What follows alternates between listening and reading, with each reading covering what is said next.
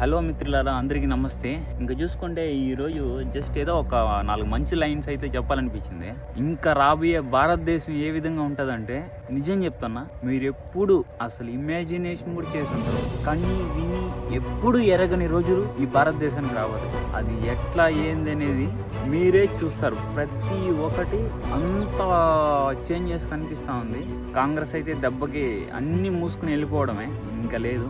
ఇంకా చెప్పాలంటే మన ఇండియా ఎక్కడికి వెళ్తుందంటే ఎవ్వరూ ఊహించలేరు, అంత గొప్ప స్థాయికి వెళ్తుంది.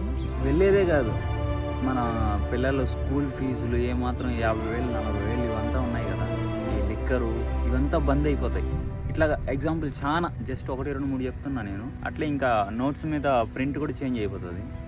చాలా చేంజెస్ ఇంకా రాబోయే రోజెస్లో వచ్చేసి మీరు ఒక 6 monthsలో నేను చెప్పినవంతా చూస్తారు మీరు.